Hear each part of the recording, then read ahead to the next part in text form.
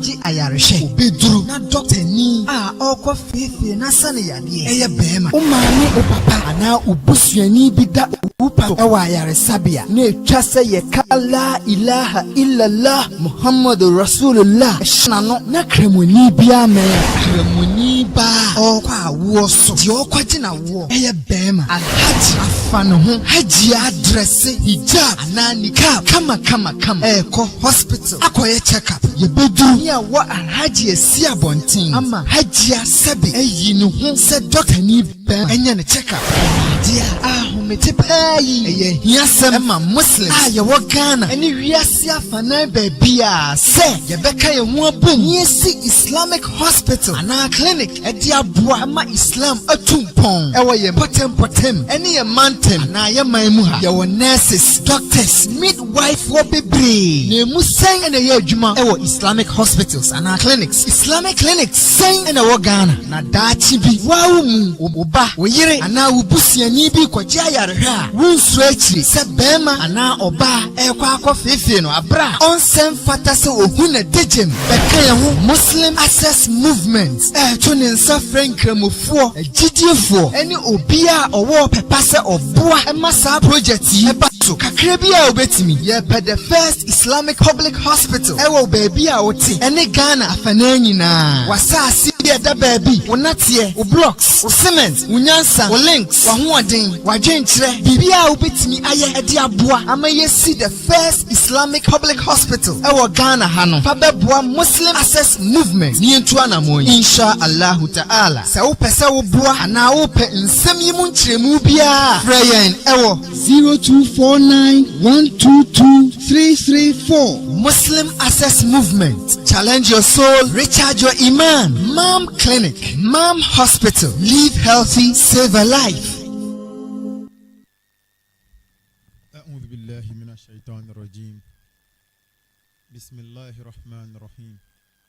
إن الحمد لله نحمده ونستعينه ونستغفره ونعوذ بالله من شرور أنفسنا ومن سيئات أعمالنا من يهده الله فلا مضل له ومن يضلل فلا هادي له أشهد أن لا إله إلا الله وحده لا شريك له أشهد أن محمدا عبده ورسوله صلى الله عليه وعلى آله وصحبه ومن تبعهم بإحسان إلى يوم الدين وسلم تسليما كثيرا أما بعد يا أيها الذين آمنوا اتقوا الله حق تقاته ولا تموتون إلا وأنتم مسلمون يا أيها الذين آمنوا اتقوا الله وقولوا قولا سديدا يصلح لكم أعمالكم ويغفر لكم ذنوبكم وما يطع الله ورسوله فقد فاز فوزا عظيما السلام عليكم ورحمة الله وبركاته وعليكم السلام ورحمة الله تعالى وبركاته يشاء سي otumfo nyankopon dinimu ahumobro no therefore hene aseda eni kabia aseda nyinara komo otumfo nyankopon abode nyina awura ono ne ahumobro no therefore hene yedi adanse se ohini biara ni ho a ofata na ase ayeyi entontom ena esom ejese otumfo nyankopon ba akopɛ no saso ne de adanse komsheni Muhammad sallallahu alaihi wasallam oyo otumfo nyankopon komsheni oye no somafo na osaye na ko aburuburu obi biara Allah subhanahu wa ta'ala atene no abode biara ne ho betumi ayira saa oni akro no ede na firi otumfo nyankopon kwan so saso no obi biara a waya asombrache waya mumuyesem waya akesesem ede ati otumfo nyankopon asem ama enam so Allah subhanahu wa ta'ala atuna jeje mu Allah subhanahu wa ta'ala atuna sawram se onko ba bi a wokɔ no abode biara ne ho betumi atene saa oni akro no ede na ba otumfo nyankopon kwan so yɛsrɛ otumfo nyankopɔn no humɔborɔ ne nhyira ɛne n'asomdwie ɛde ma akɔmhyɛfoɔ nyinaa ɛfiri na Adam pɛn so alayhi salatu wassalam ɛbɛsi yɛn nkɔmhyɛni Muhammad sallallahu alayhi wasallam wɔnom afiefoɔ wɔnom akyidifoɔ ne yɛne ɛtete wɔnom anam wɔakyi ɛkɔpem da nkwa ama atemmuada yɛsrɛ Allah subhanahu wa ta'ala wɔnka yɛ mom ɛwɔ asase so ne da nkwa ama atemmuada aseda bio kɔma otumfo nyankopɔn a ayɛ ne pɛ na yɛnyina saba behyiam ɛwɔ nyamesempa edwumadie so a ene program a anase yedwumadi a yɛba bedi no yɛato ne din sɛ the society we live in. Yɛma ntɛm a yɛtim, yɛ community a yɛtim, inshallah. Allah subhanahu wa ta'ala onye ni mfama yɛ.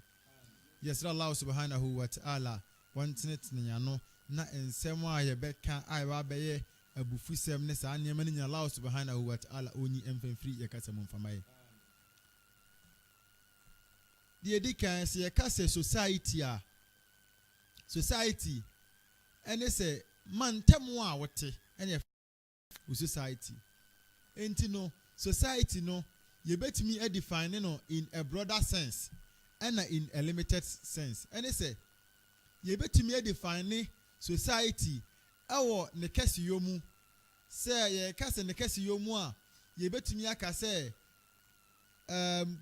Kumasi, Ghana, Africa ye part of the world ye society a ye team no ɛna sɛ yɛka ne ketewa mu so a ɛne sɛ ebi a ukuru a wotimu anaasɛ Kumasi ha kakraa bi ufie ana ɔmantam baabi kakraa bi a ɔte no ne nyinaa so ɛyɛ society. Na ɛna no inshallah ye ba bɛhwɛ ye society a ye team nneɛma a ɛkɔ so ye society mu a ɛtwe yɛn de afiri otumfuo Nyankopɔn kwan so. Nneɛma bebrebe na ɛkɔ so ɛwɔ yɛ mantam mu yɛ man yi mu yɛ Africa yi titiri Ghana ha a ɛtwe yɛ free Allah subhanahu wa ta'ala ne kwan a wɔde ato hɔ de ama yɛn. Akristofoɔ de namfa, nkramofoɔ de namfa, abosomfoɔ de namfa, obiara de ne deɛ namfa. Nanso so no saa nneɛma wei nyinaa no ama sɛ ɛba bɛboa yɛn ɛwɔ yɛ asetena mu. Na mmom saa nneɛma no nyinaa no aba sɛ ɛde yɛ ɛba bɛwura amenem. Allah subhanahu wa ta'ala ɔmo yɛ homan. Sɛsɛ fitna ɛkɔ so wɔ wiase sɛneɛ some months bi atwam no na yɛsua nsɛm a Rasulullah sallallahu alaihi wasallam ɔkaeɛ ɛfa sɛ awiɛ berɛ ne ba nneɛma ɛbɛba. Na saa nneɛma no nyinaa no sɛsɛ aba mu a yɛyɛ ho hwɛ a ɛnyɛ yie. Saa nneɛma no atu atare yɛn. Saa nneɛma no ɔsɛ television a egyina so, internet egyina so, baabi biara egyina so, yɛ radio egyina so. Wohyɛ wo dɛm na obi gyina abɔnten bɔ saa adeɛ na ankasa ho dawuru. Abrakora yɛnim sɛ saa adeɛ no yɛn nyinaa no yɛ society no ɛmfoa so. Nanso still ɛno ana ɛkɔ so yɛ mantam. Allah subhanahu wa ta'ala onye ni mfama yɛ. Enti na inshallah yɛbɛkɔ Bible mu ebi quotations bɛyɛ sɛ ɛnan enum bi na yɛahwɛ Quran a yɛbɛyɛ mienu miɛnsa inshallah. Esan sɛ saa nneɛma wei a ɛkɔ soɔ no ɛyɛ nneɛma bi wɔ hɔ a ɛsɛ sɛ yɛka. Na yɛ nneɛma bi so a wallahi ɛha adwene paa sɛ wanka ɛnyɛ yie. San sɛ mpanimfoɔ sɛ nneɛma bi kɔ so ɛwɔ baabi na sɛ wo no wotena hɔ din a sɛ ɛkɔkɔkɔ na sɛ sɛyɛ ne ba ɛwɔ abɛfra mu nyinaa. Ne mfanto ne sɛ obi esi dan asi nsuo kwan mu na wɔyɛ din na ɔhwɛ no osi dan si hɔ no mu a kan hu ne sɛ nsuyire ne ba wo fie bɛn hɔ no so no nsuo no ɛbɛ block na aba bɛfa mu nyinaa. Allah subhanahu wa ta'ala ɔma yɛnte aseɛ.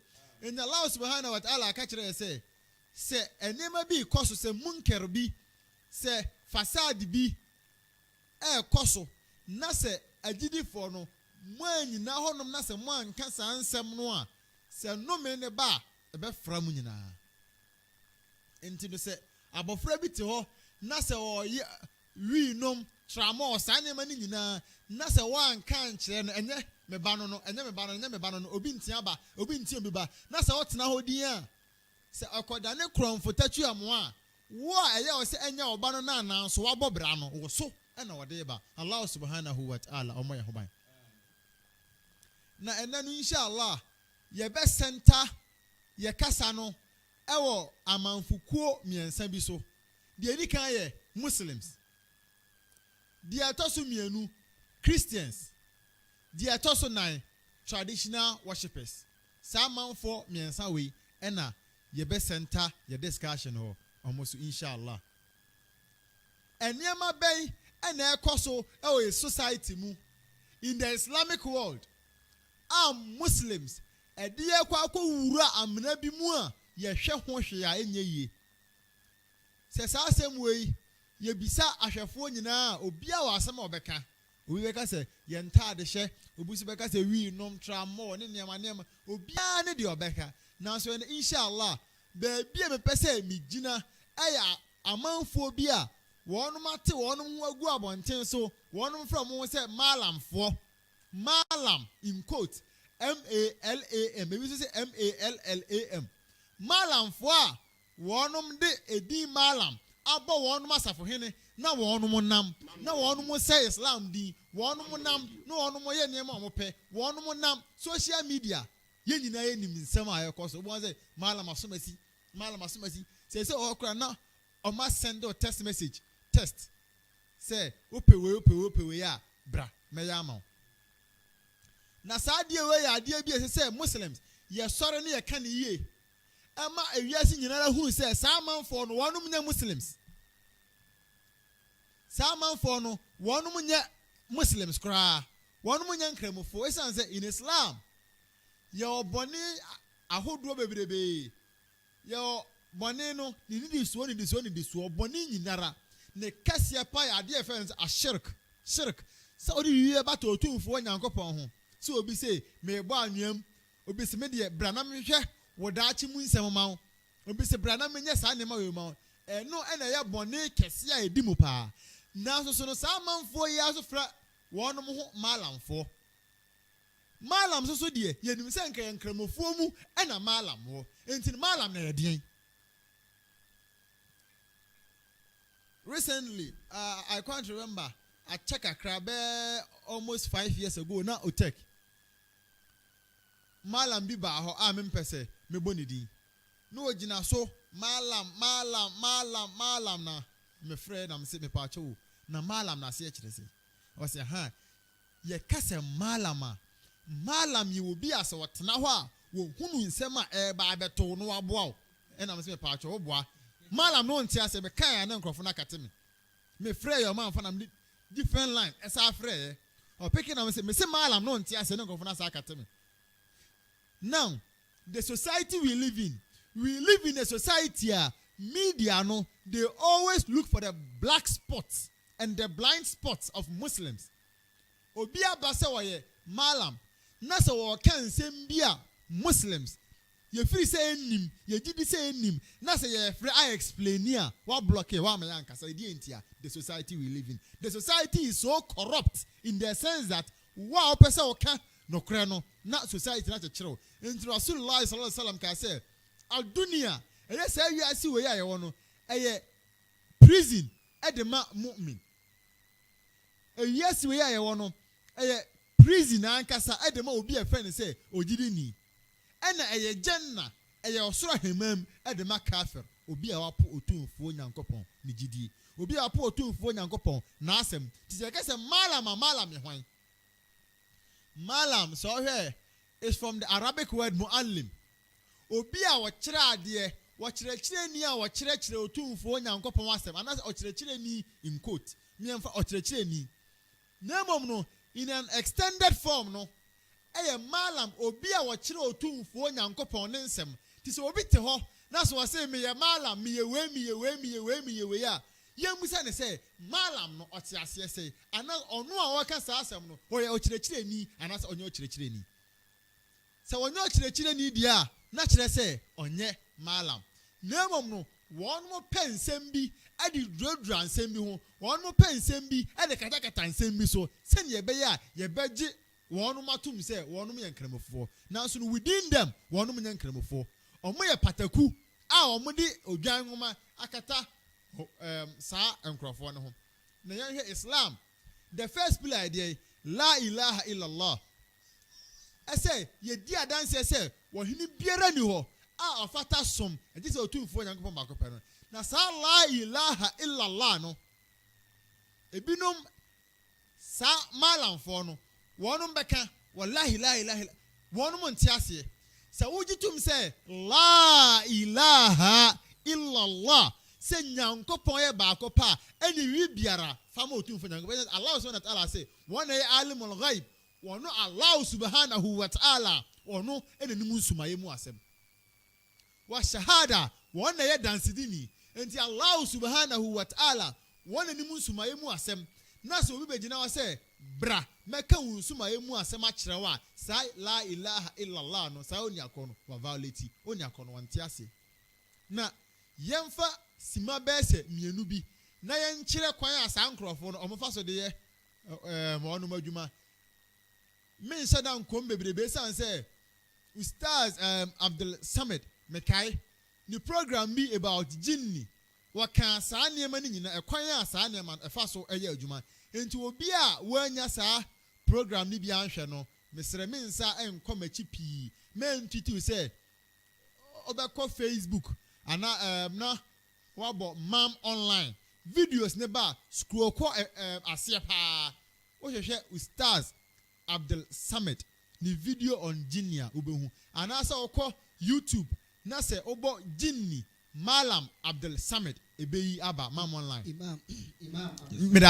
Imam Abdul Samad se okọ jinni Facebook na obo jinni Imam Abdul Samad ni nyina ebeyi aba video no o sheda ye no in series pa in detail bibia ho enti no we de ye ten kakra bi omudi jinni motia na yesa adwuma no te se motia no wa ha no akohunu asem bi no ba be ka kire oni akra ote honom no obeka kire na ososo no waka kire enti eye wo se oni akro no owani wahunu dabu ono amu wonim hwe ohunu hwe na mom no motia na ahunu bibi na waka sankrofo no so no loto na hono moto asem no ka ebetuma ba se ebebam ebetuma ba se emmam ebamu a na metra sorry amamu anu aka cho se udwumadie bi ntina ama saade no ambam na kire se tricks na sankrofo no wonom ede eye adwuma enti so kan suratul jinnia ubehunu sansem no nyina ho ye nhyeda enkoho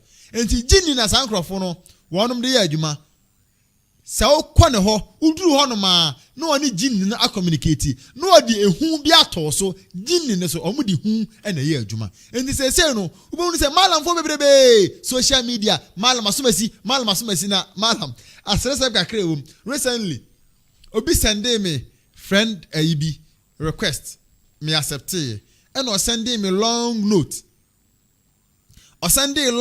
tin na asem nyina ne se ono no obwa enipa obwa amanfo bi enti no se me wo ehaw bi a menka nkere no sa ne message na mpesenka miyi na mekan ma atiefo atibi na okan bibi ten se yare wo so se die uhia mboa die nam se okay malam me pa chewo se sie no fona mi yusu no eye yam na me pese ka wo dane phone ne mame na nke dane iPhone 7 Plus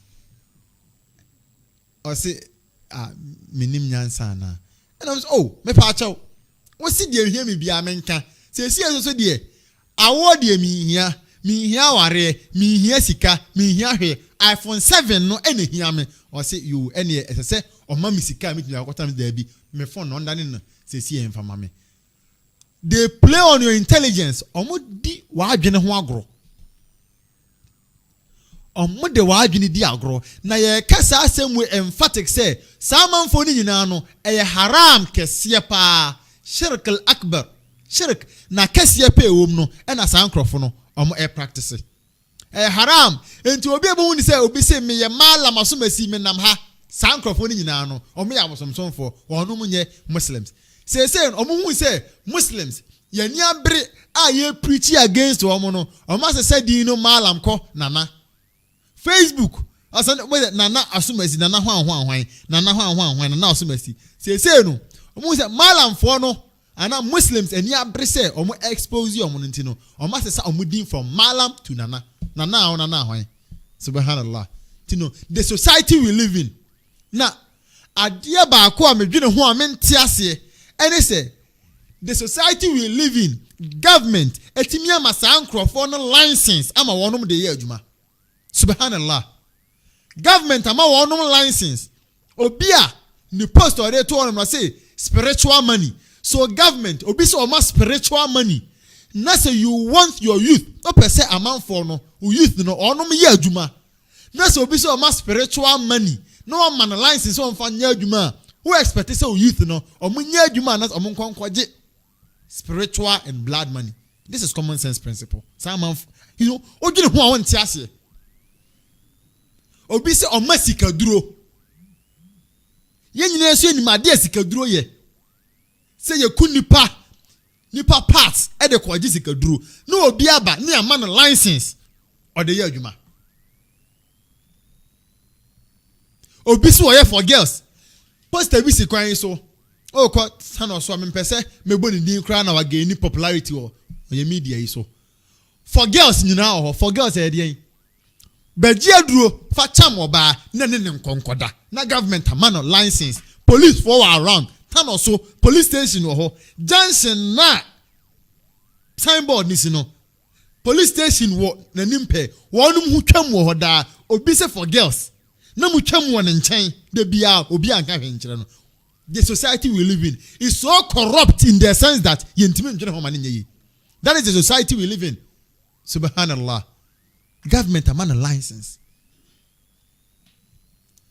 Even ba ko bi so si ho o say o court case fabra na obeda ne judge na adwene enti the government police for more masan subhanallah o hwe no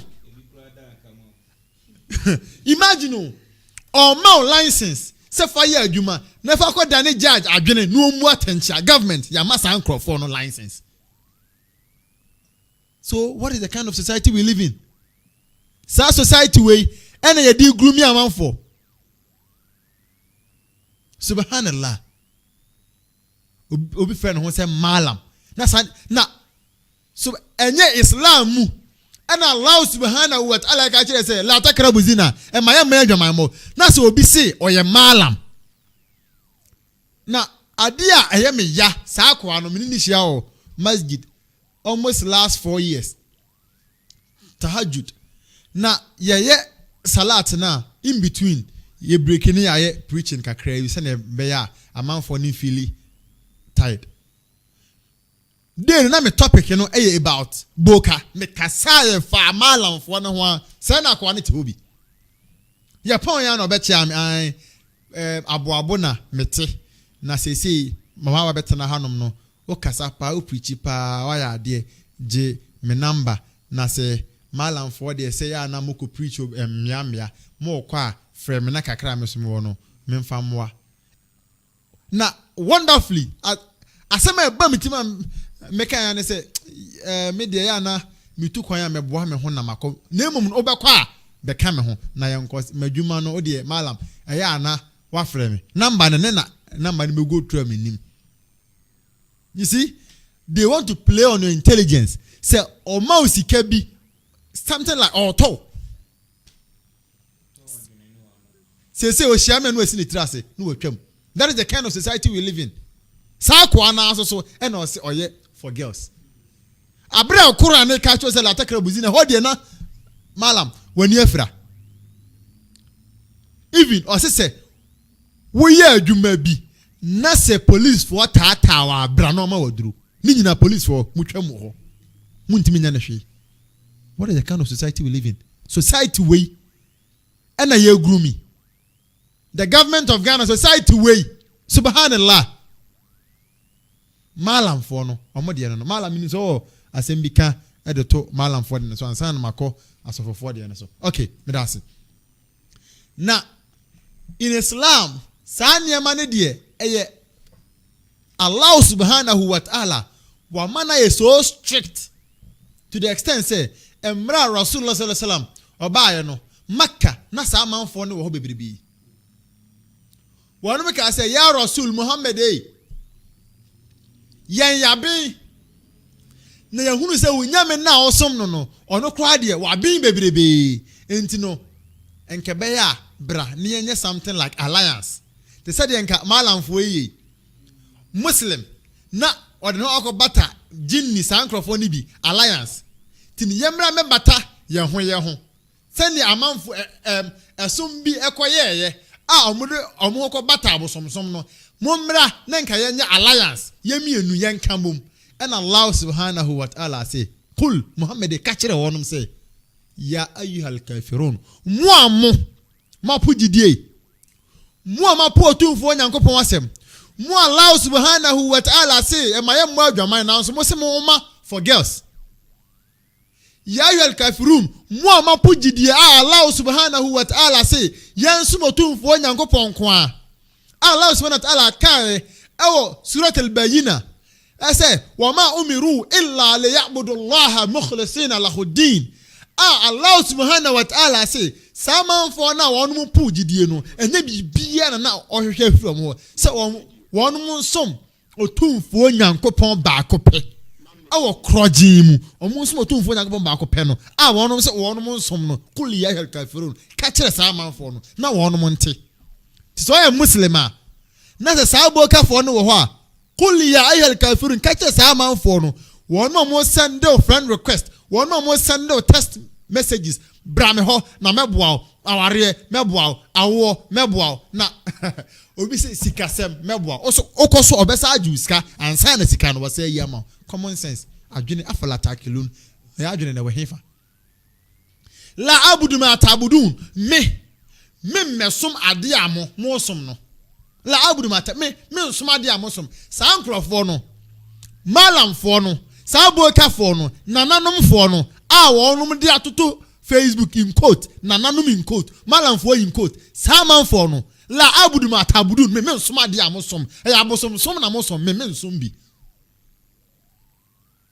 la abudu mata abudu me mbre me ho ase emfa mamo samo mame bibi na mo ankasa na no munim hye na malam na okọ ne honom no wa cross ne nan ena ne sin na ekọ empapadan mu no ote o se bra no ekosi abrosan bicycle kra no woni bi o se bra no mo na si abrosan enka ya nko onsi abrosan afara taklum wa adwene we hefa la abudu ma tabudun me samu niama amoye no samu boka na amosom no me nsom bi samanfo na wonum ne jinni foni dili okwakoya asore obu ho nkutansuo obi so wa okwakoya asore the moment obekutansuo enipa nyina ani so no no wayi mframa se ne be ya ni nsukuta ne be se yansa na waya asore esan se mukhlisina lahudin se Nyankopon no nesom krogen no ese okutansuo ansa na otimi aye na the first step into wonu mo ye salla wonu nsukuta kra na nyeyi la abudu ma tabudun wonu mu twammoa adigu abosom so la abudu ma tabudun sa ne mo no mo ye no wo muslim wo ye bi enye samwa no mu twadigu samwa ne so no o mu twadigu abosom ne so no wo ye muslim la abudu ma tabudun sa bia no di bi enye yie enti won kosom sa ne ma na wonum osom no wala antum abiduna ma abud na mo minim se mo ma me som ade amesom no mon som de mesom no na wiye no o se lakum dinu kum waliyadin mo musum nie monfa yesu yesum nie yefa enti ne se malam ewiase ho amanfo a wonum ho ye me mobo wonum ye ahufo ye ka cowardice omo ye coward pa omo from ho malamfo na omo ye boka no edi enti na make sa obi asom bosom o te ne ba bi konfo asomasi ono de o se ne som no okom ne som no o ye proud of ne som okom ne som no ena o bo ho da wuro e de a kira manfo se mesum nie enti mommra na mesum nie o so fra ho se o ye muslim na fra ho no muslim Islam speaks against that kind of attitude no na so no wodi nro ye wadwuma ofra ho say we are muslim so you are a coward what hide between like what the Islam esi wanim e na wosom obosom you wanim say me obosom somni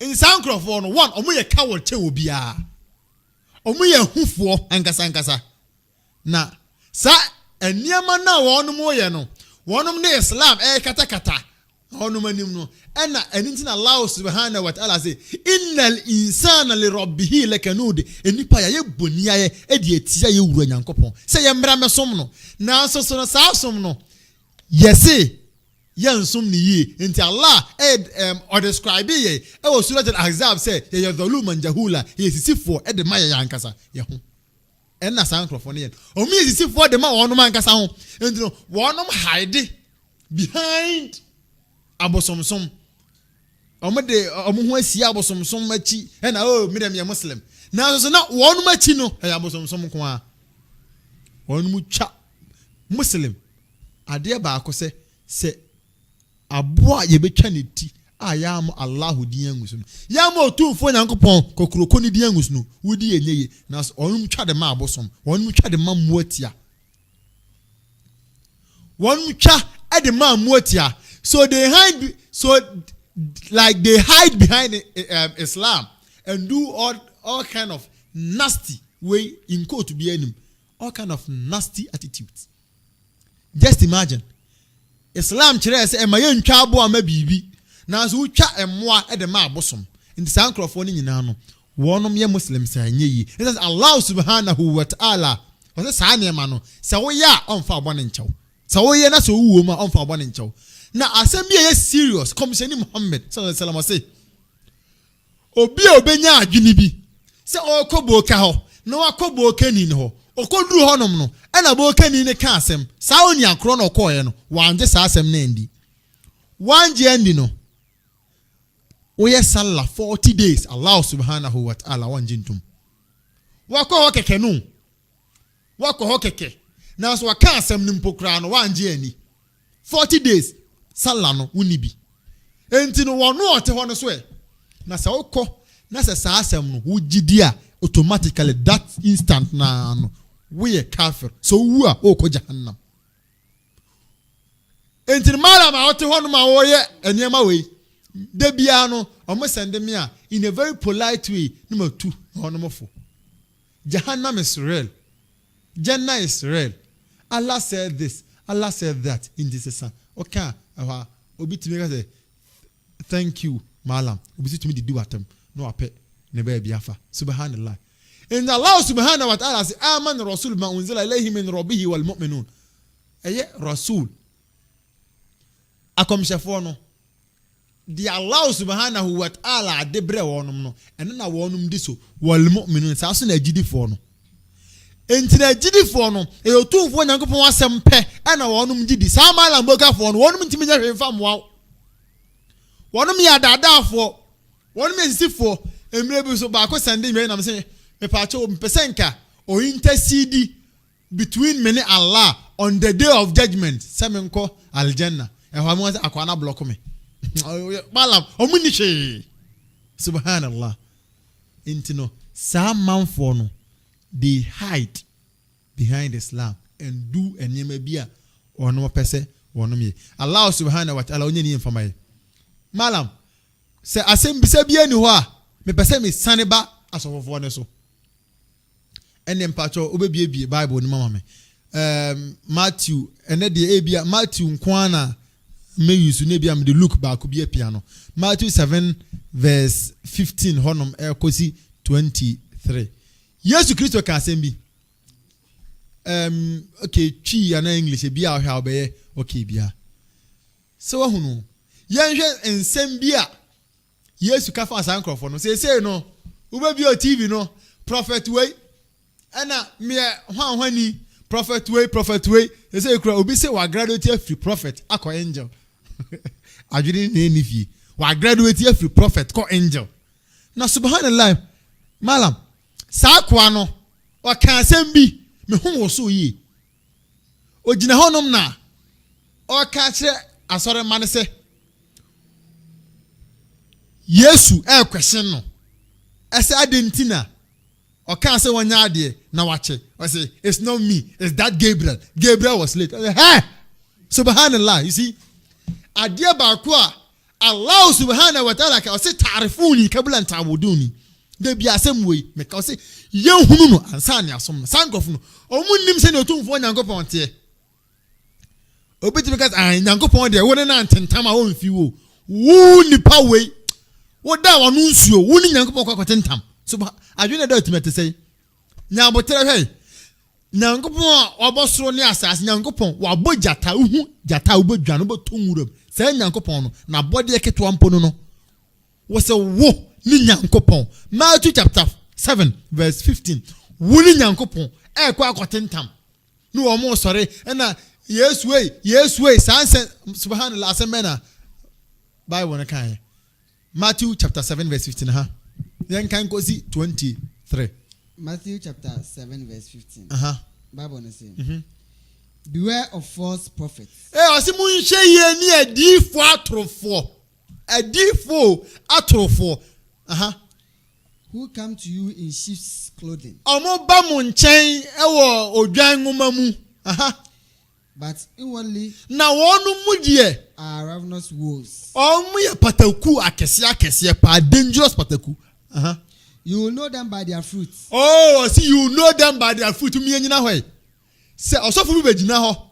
Ase wo ton kuto ama wa. You will know them by their fruit. Abura munsio, you will know them by their fruit. Anointing oil, you will know them by their fruit. Pray for me, you will know them by their fruit. Asofu a wonum saman for yerenom, you will know them by their fruit. Asofu a wonum eye sa nyema basa no, you will know them by their fruit. Asofu for 2 million bra and sign a counseling, you will know them by their fruit. Their fruit is to get money in abundance. Mebodi recently Reverend Obofo oyi ne fie by kasa kese. You know them by their fruit. Oba na funti. Omunyina no they are all wolves. But omoba as if say one they are appealing. Omone wo di nkomo but they will accumulate your money no. Omba ju sika no agu won fie and they will live luxurious life. What the na o de kwase akọ wu mu. Yankopon mo ye hoban.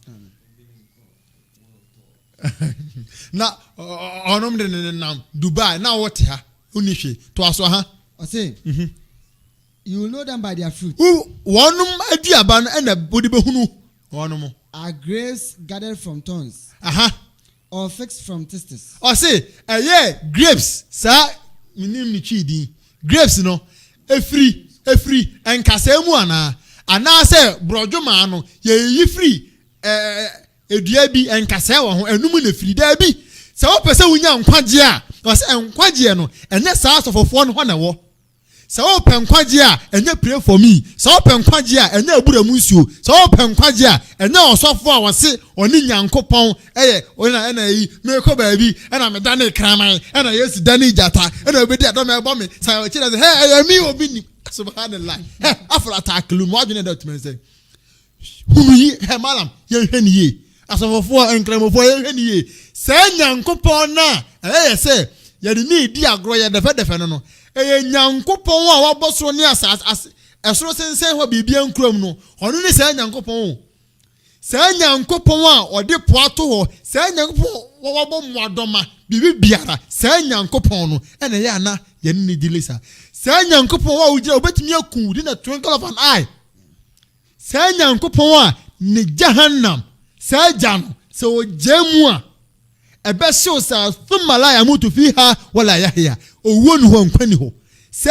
Nyankopon a ni jahannam na wabɔ no ɛsi nipa ɛdane nipa ɛhonamani ɛsi no ɛde ne babak ɛsi no ɛde ne babak ɛsi no se Nyankopon no ɛna odi ne ho agrosa no subhanallah to asoma I say so every sound tree bears good fruit. I say edua biara ye papa no na edua ba so ye papa.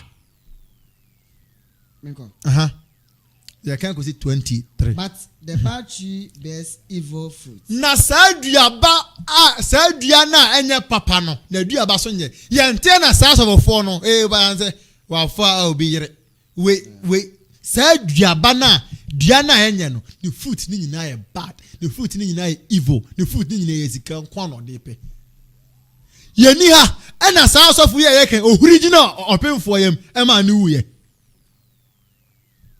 ohuri gina opemfo yam e ma ni wu ye ni ha ye ni na so fu bi kan say na sori ma wonu mu anwi grass ye ni na so osofu bi kan say na sori ma wonu mutubutu ho na wonyina gina wonu ma timfa mprichi ene Ghana ha ya ena yete ena osofo o kan say wonu obi emfa ne kunu epieto mra obi emfa ne dross mra e wa sori no wonse no mu brazier ne dross ha wase subhanallah asori dem ho no obi aroba no ho malam videos nyina wo ho we evil fruit to asoma I say a sound tree cannot bear evil fruit. Me da say edua papa no enso aba ababone da Nor can a bad tree bear good fruit. Sa so na edua bone no entimi nsuo de opada sa so fofo na omo ton abura mu nsuo ma no wontimi nya papa bia ma oda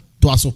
I say every tree that does not bear good fruit is cut down. Edua bia enye dua papa no ye twa to fom and thrown into the fire. Na ato de jatananim de sa manfo no wa udi wonu machi wonu amuye twa na to janim dada ti wa udi na chi. Thus you will know them by their fruits. Enu nti na make actually say mo hunu wonu aduaba ho na obenu odi be hunu no to aso. Not everyone who says to me, enya manfo na wonu mo kan kire me say, Lord, Lord, Erade shall enter the kingdom of heaven. heaven. Ena mo be ko otumfo Onyankopon na henie mu. But he who does the will of my Father, Now, just a wonu ye meja na wo so na ped. Neja na wo so na ped ye no. Neja na wo so ahema ma ped ye. Just a wonu ye. And the so be ko asore dem. Erade in the name of Jesus. We and have ko so there bi. Enya sa manfo no. Na nam kwantere ne so. Nemum omo ye neja na ped ye to aso e. On that day, Na saada no ye ntia sofofo no de otumfo Nyankopon waka kire Yesu se ka kire sa amanfo no. On that day, na saada no many will say to me, bebrebe beba me nchen twen on se wiase ho amanfo obi asom nyame na so no amanfo ku obi wonom do pa. Many will come to me saying, Lord, Lord, Erade me mpacho onyamotre ehimfo and afre Yesu Lord. Yesu na ka say you, many will come to me. Nipa bi beba me nchen ka say, Lord, Erade. Did we not prophesy in your name? Enya udi mu ni yese nkom. And cast out demons in your name? Enya udi mu tutu ahombane in the name of Jesus. In the name of Jesus for her. Enya udi mu na de ye. And do many mighty works in your name? And ye nyuma kese ye toto Land Cruiser, Lamborghini, you see asore them, you see way hospitals in your name. And then I will declare to them, And I make kire wonum say, I never knew you. Me ni moda man hunu moda. Depart from me, Mumfiri me so nko. you evildoers. Mo mu ye eniema boni. Mo sa amanfo yere eniema boni. Fameko Matthew chapter 24 verse 11. Enti no sa amanfo no mu ye omu ye.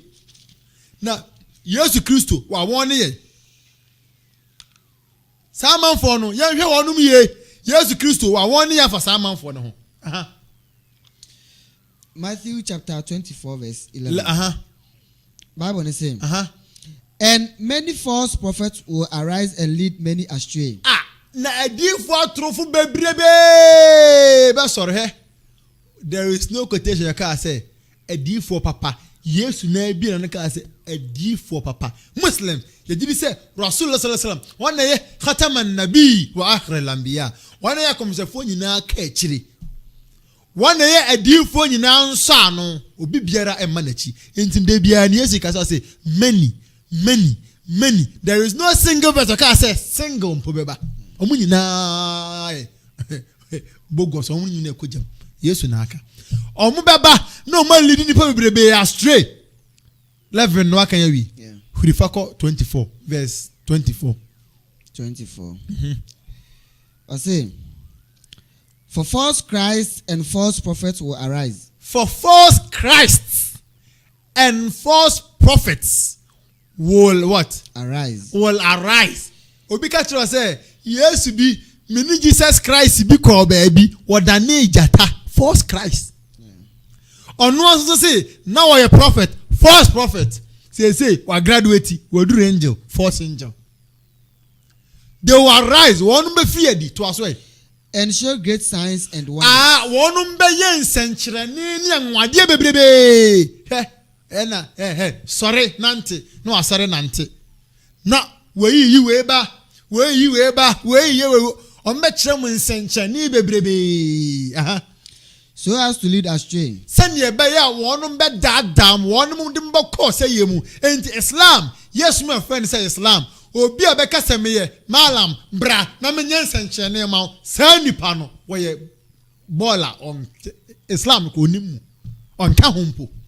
In South in Christianity, so Jesus Christ, na numu asema okan ya obi obegina abonten senchene no omunyina mo dem okogem to aso.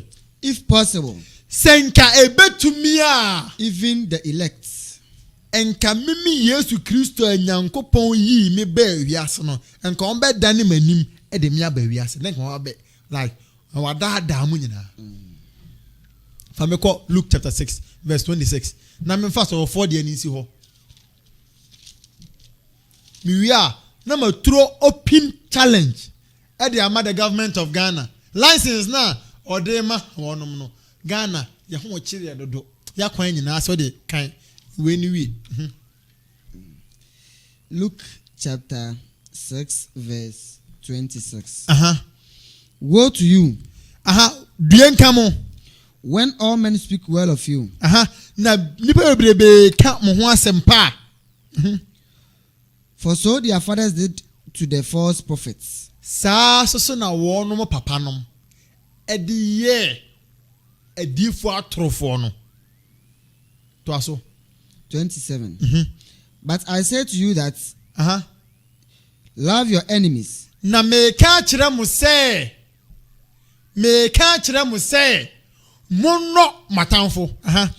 Do good to those who hate you. Munye papa emma wonu time malam gina ho. Ye ni ha no so fu bi kan say obi a watan wo bia no fa ne picture be na minku no. Wonu mun kase wo fie be ye bra ni enku ni ma. Mi ba otuo pe ye mo ye fie atamfo nyina atu. Na so no Yesu se mundo wo munti. Osofo be ka tro say obi a watan wo bia no di anointing oil di abura munsu na fa ko pete ho na ho be hye ne bia no. Oye false prophet o de wo ko ba bia fe ne tigem. Malam o me mfa asofofo no so asem ensi ho na yenko abosomsomfo ne so. Omokra de ya na menu amun se de ni asem saa isan se wonom de omo se eye onom som no wonom som ne se wonom som abosom enti no se bosomsom ni ka se me de midin se ya na me ne se de ni asem isan se ono no wodi kan declare no se bosom e na de wosom na so wo a wo se wosom Kristo Oso otumfo nyankopon na odo kwakọ bossa ankrofo na o se ohunu se wayera ba bia wo kọ no nyankopon endi wo ho afofi a kire se wona no ba bia be pie no eye ba bia enye ba bi papa na sa manfo na asoso no wonom so timika se bra na memma blood money mojesika na yemusa se ade efreni say moja sika no so no eye de ade emoja esika sika a omudi moja na eyi Ghana ha so no yenim say awudie eye criminal offense enti esidai ena obi a wase obi mra wonfa moja mra no ma ne sika ye man ho kwan.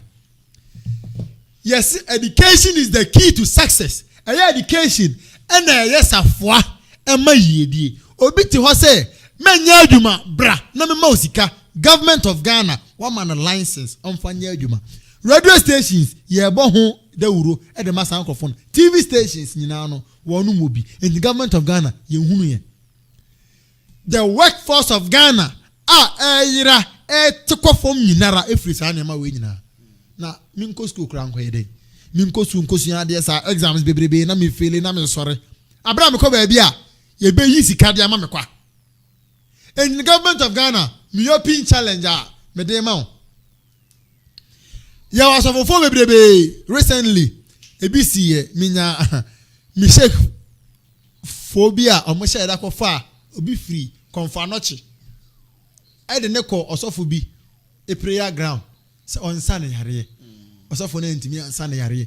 Enti se wonu mo se asafo ne se wonu mo sa yare a let's invite them to come for notch. Omunko sa ayarefo ni nyina ayare ɛhɔ na ayarefo dɔɔso ɛhɔ na ayarefo dɔɔso ɛntwɛn sɛ ɔmfa ayarefo ne mma wasɔre dɛm ansa Yesu Kristo wansa yare wɔ asɔre dɛm ɔsa yare no wɔ abɔnten enti no yɛnkɔ kɔnfo anɔkye wɔnom ne atwitwa no mo nsa ama ne mɛtoatoa so wɔnom ma wugugu mɔkyere ɔsɔfo bi anka sɛ onyane awufo mɔkyere no ɛwɔ hɔ yɛ dɛ awufo na gu hɔ yɛnkɔ ne kɔnyane nyane ɔmo enti no sɛ government of Ghana sɛ wo ma saa nkrɔfo wei license to operate to lead many astray yɛserew ayarefo dɔɔso wɔ Ghana dodo kɔnfo anɔkye kwalebu 37 yɛmfa saa asɔfoɔ no ɛnkɔ hɔ malamfoɔ no yɛmfa wɔnom nkɔ hɔ na wɔnom nkɔsa saa amanfoɔ no nyinaa yareɛ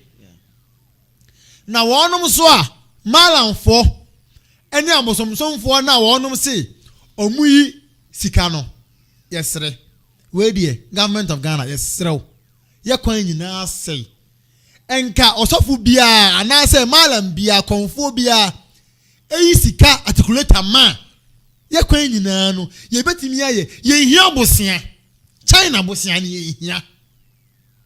yɛhia China bosia mfa nyɛ hwee yɛhia sɛ Germany foɔ bɛba ababa bɛka kyerɛ sɛ ɔmo bɛboa yɛ na yɛho kyerɛ yɛ yɛte ha na obi sɛ America for friend sɛ ɔmmɛyi blood money mfa ma wɔ mo tender TV ni nyina no malam ɛyɛ ana yɛnhwɛ ana the government of Ghana yɛadwene na wɔ he sɛ yɛhwɛ sɛ wɔbɛtumi yi sika ɛma America na yɛsɛ yɛkɔ America akɔkɔbɔ bosia ne yɛte Ghana ha na yɛfrɛ no ma ne bɛyi sika de ma yɛnyɛ yi nipa no so wɔ Ghana nipa no so yɛ Ghana ni enti no yɛmfrɛ saa amanfoɔ no na wɔn mu mɛyi sika yɛmfa nya akwan yi afɔla attack alone. The society we live in is so crazy. The society we live in is so mad. The society we live in is so corrupt in the sense that we can't even imagine. That is the society we live in. Your society, poor man for. Your society, wicked people. Your society, everyone will say, now I can say for a fact, without fear or panic, say Ghana, you legalize sikaduro. Without fear or panic, say Ghana, you legalize armed robbery. It sounds malam bito or say sa over kronwa bra na mema utu aduro. No police for mu nyina ma hunu say what ho mu nche no. Government of Ghana am an license. Say kwanma ade ya na esai ma reho. Omo ye advert to Facebook, TV so no omo de omo license of operation aba beto honom. I said, this is my license to operate in Ghana as a spiritualist. This is my license to operate in Ghana. Some here for girls. This is my license in Ghana to operate. Some Mexico. This is my license to operate in Ghana. Some Mexico. I about to encounter. That is the country we live in. That is the society we live in. What kind of country is this? What kind of country are we living in? We are near South Sorese, Yahocheri. So, government of Ghana, spectacles Beneshay. Ghana, spectacles Beneshay. On my moon penny for spectacles Beneshay. How do we see our country? Say, Subhanallah. Yamma a man for Nisiko Drew. Emma youth. Now, what is better say youth? On Besauku school. On your human day. And that quite so ha recently near Tessa Akrabiara. Yankopon on wire na Yehuna Crano. Yankopon wire ni Hua Crano. Yankopon wire ni Hua Crano. Say no, and cry we are and their coswo. And if a cum near coswo, with a shagu near coswo, and robbery a cassia and a coswo. But government will sit down and combat the armed robbers, the thieves. But they wouldn't combat one mama or mundru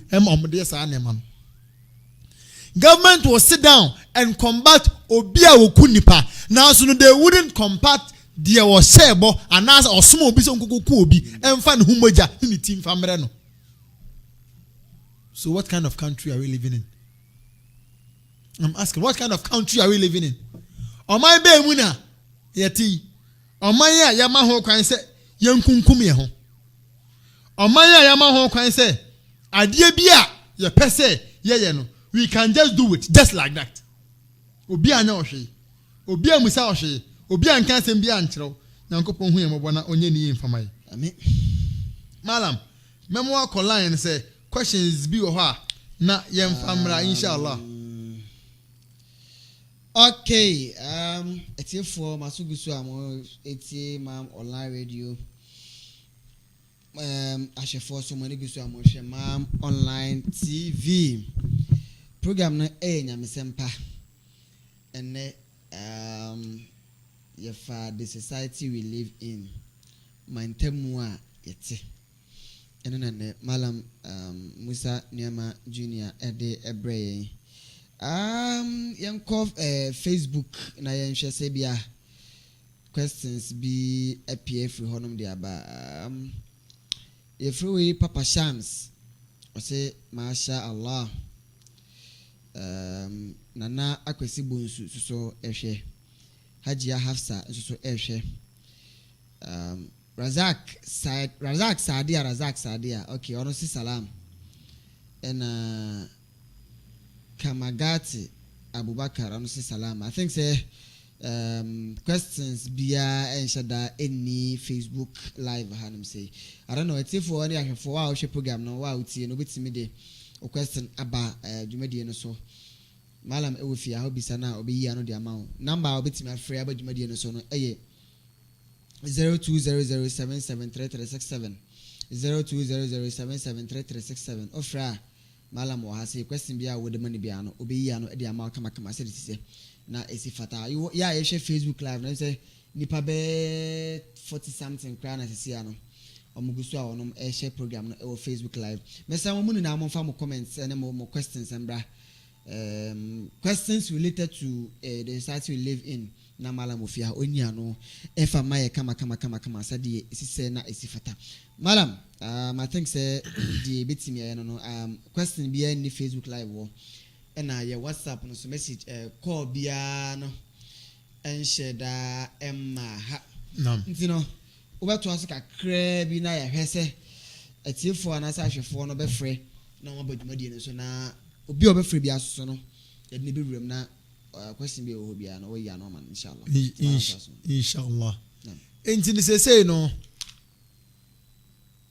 sa esi so bio yemfrɛ malamfo ni nyina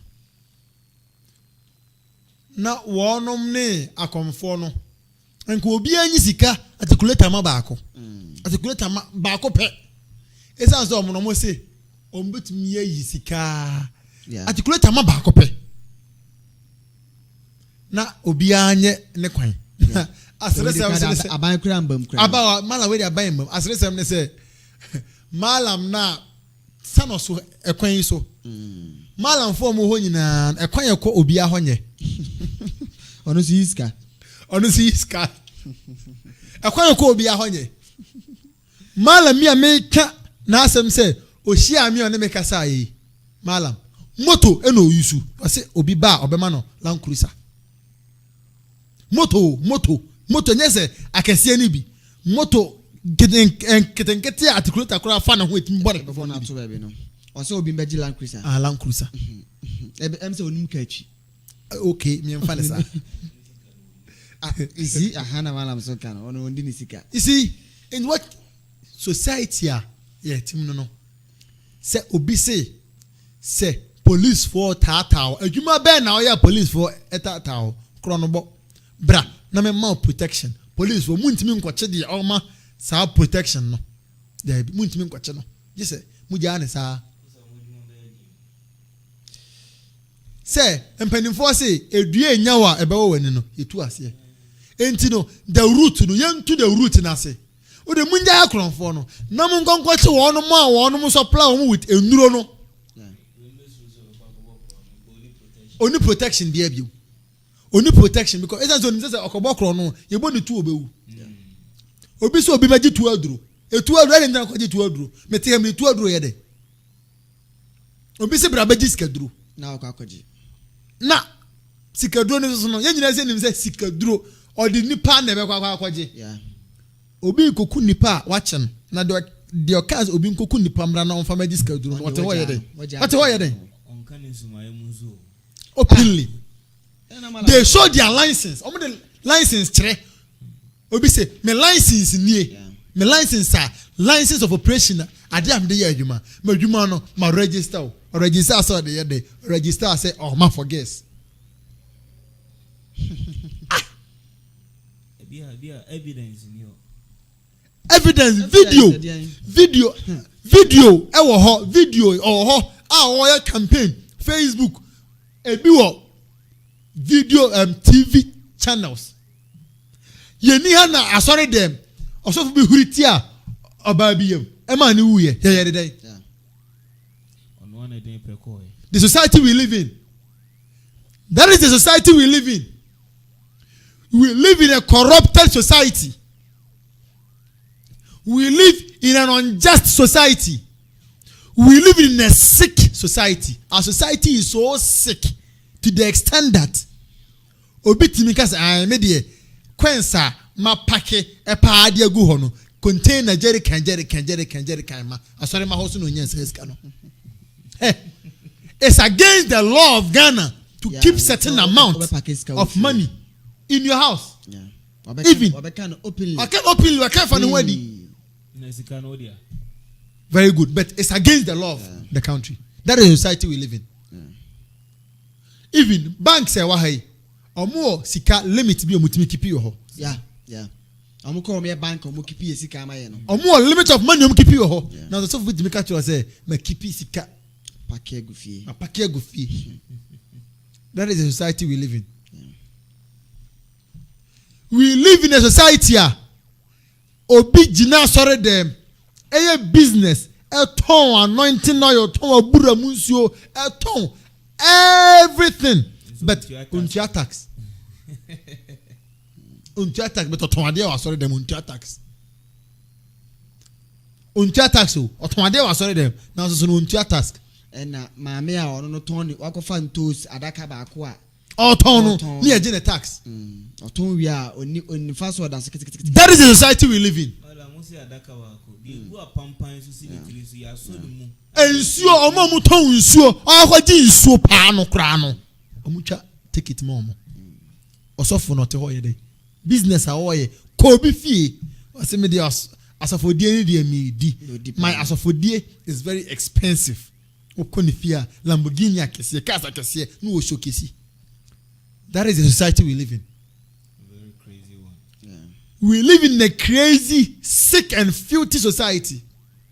Mpese me kan asema obi kan kire ye. But it's true. It's true. So society mu na se youth no wonu mu nya adwuma. Obi se omumra no omo sika duro. Na omo license. Kind of even atimu no. And our leaders are proud of it. We are proud. Our society is sick. Obese can do for free. As a country. Oh, government. So we are creating awareness. We are creating awareness. Say, a man for Omet I made a developer Ghana and young Malam for years of a phone, or much Messiah to a monk lebu and Kosama for in Alari. Let's come be a president of Ghana. Pa! Oh, yes. Say, Central here, bed, asa. Bed, sir. I are for bed, as was. Kalebu, bed, sir.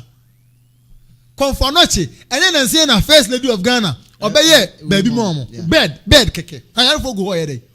Say, come be a president of Ghana. As for me match mu nyina mo de ko ye wie na se yare for ba kokora ha ene nka be hu obi azu nya no ofuo me match straight mo kire nya no mu nyina yenko. That is the sick society we live in.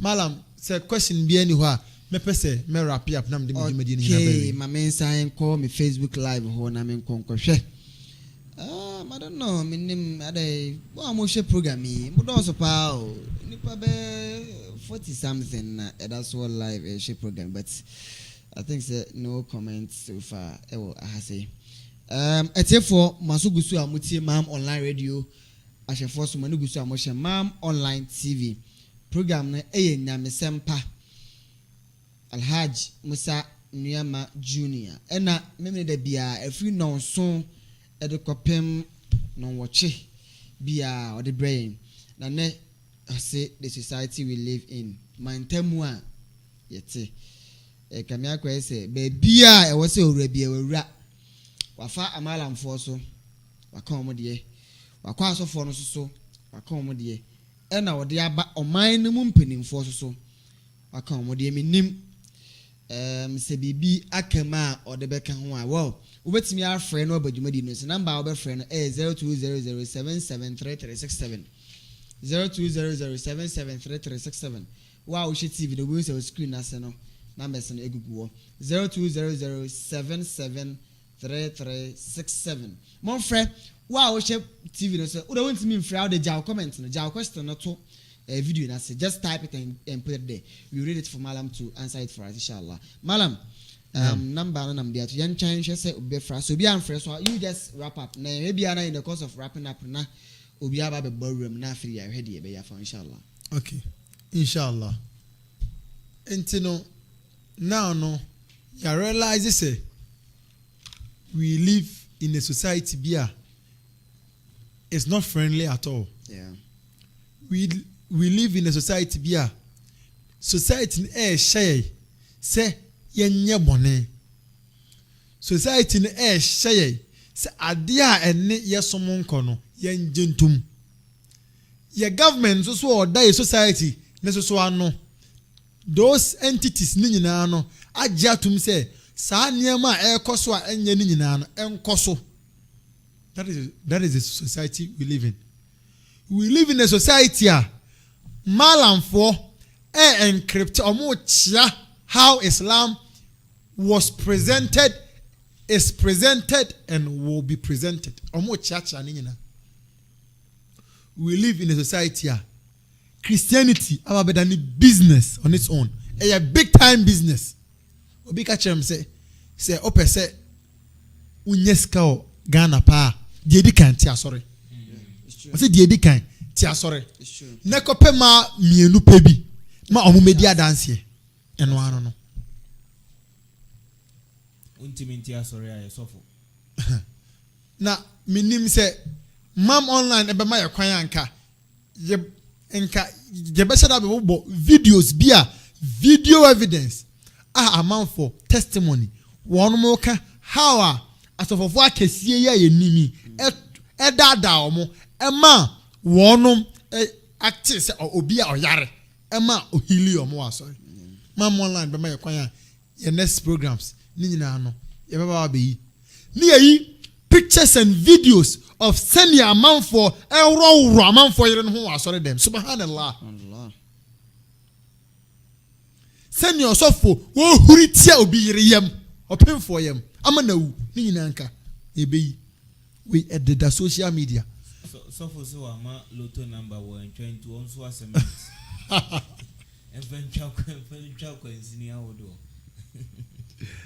asafo yi lotto ebe ye nie omadu aba no ebe me ehunu di akra ye gambling chacha. Now even we live in a society chacha is legalized. It's legalized. Chacha my bet when it's legalized. Muslims you know be Muslims. That is the society we live in. Yes, no too for Yankopon, abodi nyina ewura. Ehuma bra no therefore hene. Tumi nyina ewura. Ona tumi nyina ahye ne nsa. Your society your team is seriously corrupting and deteriorating. Omo ye yabushi nyina ho ba. Amen. Yes, no too for Yankopon. The way Islam is being presented by those as of malam for no. Otumfo Nyankopon on sesa nkrofo ni nyina akoma mfama ye. Yeso otumfo Nyankopon wonum so a wonum ani abre se wonum ebegu ye society hu fi wonum be chia manfo adwo otumfo Nyankopon bre wonum ase efama ye. Otumfo Nyankopon mre sa nkrofo ni nyina ase mfama ye. yɛsɛ otumfuo nyankopɔn kakra yɛ kan onye ne yɛ mfama yɛ yɛsɛ ne sɛ nhyira ɛwɔ mu ɔmfama yɛ malam nim sɛ asɛmbisa bi wɔ hɔ anaasɛ kakra wode kakra bɛka ho inshallah yɛhunu yareɛ ahodoɔ ɛwɔ yɛn society nim nti nyame adoma na wɔtwe sɛ ne ɛsɛ sɛ yɛba bɛkyerɛ ɔmanfoɔ no kwan a wɔmbɛfa so wɔmbɛbɔ ɔmo ban firi saa nyarewa no wei no mu ho inshallah ana afei nso neɛ wakɔdi mu no kwan a wɔbɛfa so wɔbɛyi mu ɛfiri mu inshallah ɔsaa mmerɛ obi atɔ ba ha ɔnim nea ɛsɛ sɛ wɔyɛ mmerɛ no nti yɛntumi ɛnkɔ hɔnom na yɛbɛsrɛ sɛ obiara na ɔtwe sɛ ne no ɔmo mmɔden a na ɔntie mam online saa mmerɛ yi ɛyɛ nyamsɛm pa adwumadie yi na yɛmmɛkyerɛkyerɛ wɔn sɛneɛ kwan a wɔbɛfa so wɔbɛbɔ wɔn ho ban yɛ ɛfiri saa nneɛma wei nyinaa ho na yɛsɛ yesu kaa sɛ awieɛ ne bɛba a saa nsɛnsɛm wei na nsɛnsɛnkyerɛnne wei no nyinaa yɛ dɛn ɛbɛda adi ama yɛhunu so saa ne nkɔmhyɛne muhammad sallallahu alaihi wasallam ɛnso kaa bebree ɛfa awieɛ no ho ne nsɛm a ɔkaeɛ no dodoɔ naa na yɛ dɛn ana ɛɛsie egu so ayɛ dɛ ɛɛsie nti yɛbɛsrɛ ɛkwan a obiara bɛfa so ɔbɛbɔ ne ho ban firi saa ɛneɛ wei mu ho no yɛbɛba bɛkyerɛ ama mo so mohu nea nsɛm yɛ inshallah nyankopɔn hu yɛn bɔ na onye ne mfama yɛ amen allahumma idh al-islam wa idh al-muslimin na malam we de me cho kafra ansa na obɛbɔ mpaeɛ no nem sɛ asɛm we de pɛsɛ doctor wa haidi ɔde na no tumbi on sɛ ya bɔdjingo bi ɛwɔ yɛn TV no so fa hospital a yɛpɛsɛ yɛsi no ɛm sɛ yɛn a yɛtaa TV yɛtaa tie yɛtaa hyɛ videos no ne ade ne deɛ yɛtaa hu sɛ yɛbɛbɔ yɛn nuanom yɛ maame nom ɛma sɛbi ɔmo kɔ awoɔ so a ɔmo nya ɔmo nyɔnkonom ɛmaa ɛma ɔmo ngye wɔnom awoɔ na emum yɛ papa mo size ɛtipɛnfoɔ a ɔmo yɛ adɔktafoɔ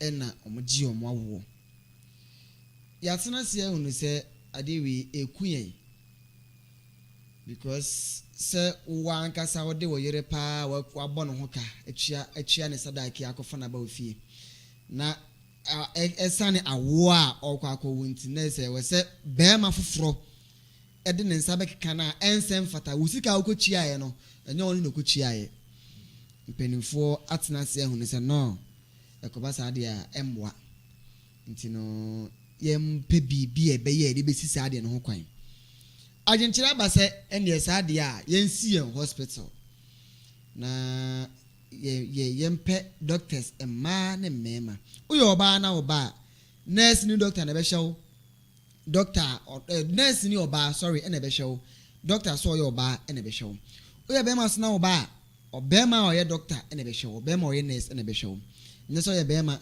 na sɛbi woyɛ aretwo na ɔkɔ a yɛsɛ nurse ni ɔbaa ɛna dabi ɛnsɛ ɛmfata nti doctor we deɛ ɛm sɛ yɛwɔ nim sɛm na mu atiefu ɔmo hwɛ so na ama mepɛ sɛ mebɔbɔ so nti no menim kakra a wɔbɛka de afa we hu ase na malam na bam bi kakra a wɔbɛka afa saa asɛm we hu na mashallah ɛm sɛ asɛm a wɔkɛn ɛyɛ adeɛ bi a me in particular ɛdamakoma so yie paa sɛ wohwɛ yɛn Islam sɛdeɛ Nyankopɔn ahyehyɛ de ama yɛn nka ne papa mu no saa ne sɛ ɛba ɔbaa ɛhwɛ ɔbaa na bɛrima nso ahwɛ bɛrima na yɛn nkramofoɔ no kura nyame anim kwan ahodoɔ bebree yɛfa so a yɛtɔ sini ɛwɔ saa nneɛma wei ɛho ebi ne sɛ yɛn nua mmaa nom a ɔmo egu fie no ɛyɛ na dodoɔ naa no ɛnya nkranhyɛ bi ɛwɔ adesua ho wei ne adeɛ ɛsɛ sɛ yɛyɛ ho dede paa anaasɛ yɛbɔ yɛn ho mmɔden sɛ yɛbɛboa ma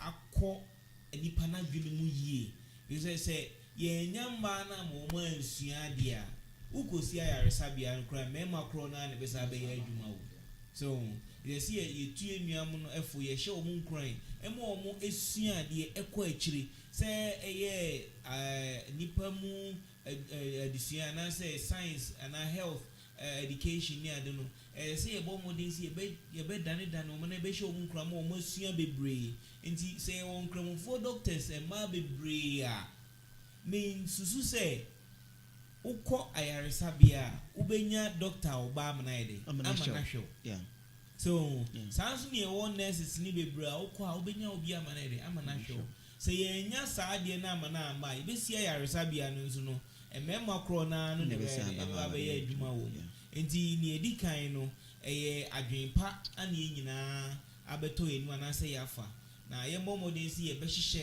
afiri saa bea no mmerɛ a yɛgu so a yɛbɔ yɛn ho mmɔden agye ntɔboa kakra de asi ayaresabea no ne yɛhwɛ yɛn human resource no so yɛhyɛ wɔn nkran ama wɔn akɔ school sɛ mpo yɛnni sika a yɛde bɛboa wɔn ama wɔn akɔ school no ɛsi yɛhyɛ wɔn nkran ma wɔn yɛ courses ne bebree asɛm a yɛreka baabi a yɛn na ɛta gyina paa ɛyɛ course bi ɛfɛ no gynecology so doctor sɛbi ɔbaa ɛkɔ a wɔso a ɔbɛhwehwɛ no nipadwam na especially na se hɔnom ne ade sɛ ɔho ana nurses nso wɔn bɛsoso ne mu wɔn bɛgyina wɔ midwives nom ne ade wei ɛyɛ areas a yɛsɛ yɛhyɛ da ɛboa yɛn nua mmaa no bi mu wɔn yɛ de ɛkɔ kɔpɛ ho nimdeɛ na wɔn ba a wɔn atumi ɛde saa service nso abrɛ yɛ maame ne yɛn nua mmaa no ne yɛ yere nom no ɛno mom ɛbɛboa ma nyame adum a nkunimdi a yɛn nyinaa yɛhwehwɛ ne yɛn side aka.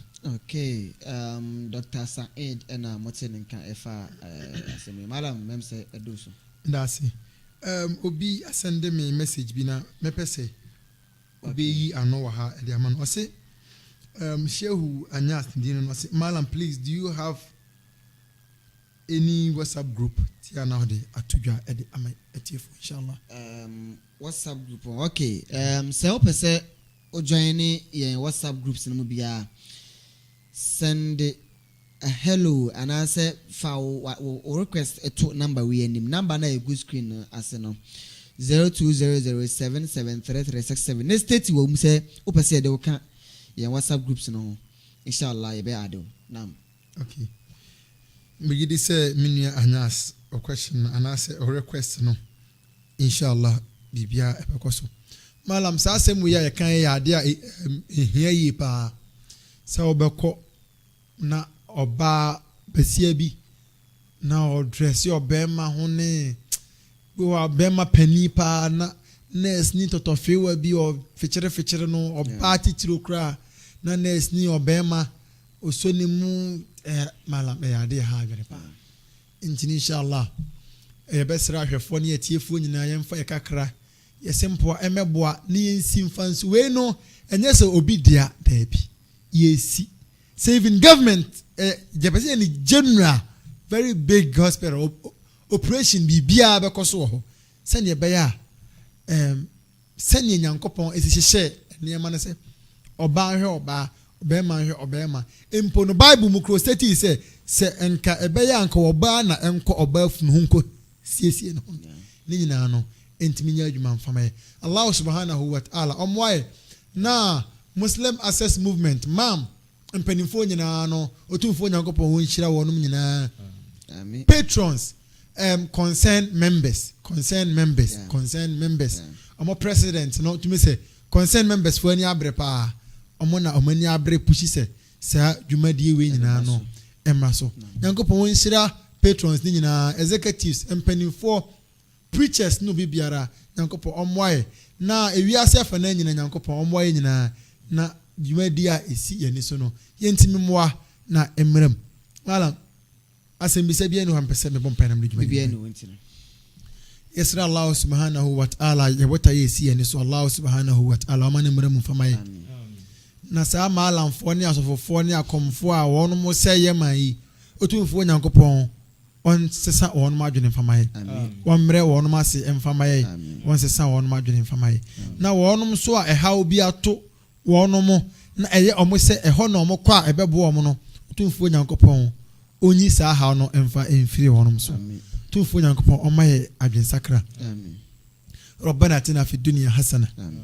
وفي الاخره الحسنه وقنا عذاب النار وقنا عذاب الكبر وقنا عذاب الدنيا وكينا عذاب السحر وكينا عذاب السحر وكينا عذاب الشغل وكينا عذاب المرض وكينا عذاب الكرز وكينا عذاب المحيا وممات وكينا عذاب المسيح الدجال وكينا عذاب الموت وكينا عذاب الموت وكينا عذاب السكرات وكينا عذاب الميزان لا اله الا انت استغفرك واتوب اليك يا حي يا قيوم يا عزيز يا غفار يا رحمن يا رحيم برحمتك أستغيث وصلى اللهم على نبينا محمد وعلى آله وصحبه أجمعين وآخر دعوانا والحمد لله رب العالمين.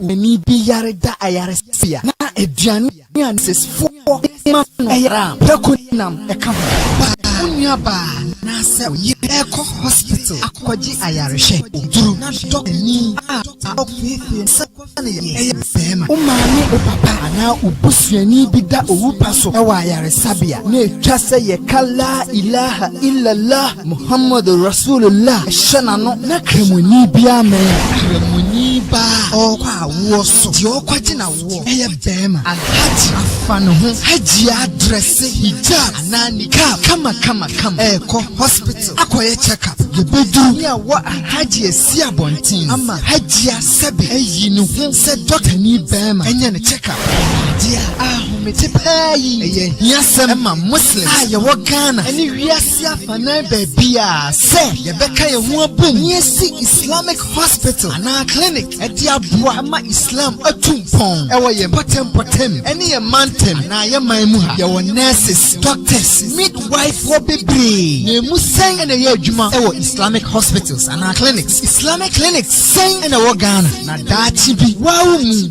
oba wo yire ana wo busuani bi kwaja yare ha wo nsrechi se bema ana oba ekwa akofefe no abra onsem fata se ohu na dejem beka ye ho Muslim Access Movement to ne nsa frankramofo agidifo ene obi a owo pepa se oboa emasa project yi eba so kakra bi a obetimi ye pe the first Islamic public hospital ewo baby a wote ene Ghana afana nyina wasa asibi eda baby wonatie wo blocks wo cement wo nyansa wo link wo hoɔden Bia Diabua ama yesi the first Islamic public hospital ewo Ghana hano pabeboa Muslim Access Movement ni entu anamoyi insha Allah ta'ala sa wo pese wo boa ana wo pe nsem yi mu nkyeremu bia prayer ewo 0249122334 Muslim Access Movement challenge your soul recharge your iman Mom Clinic Mom Hospital live healthy save a life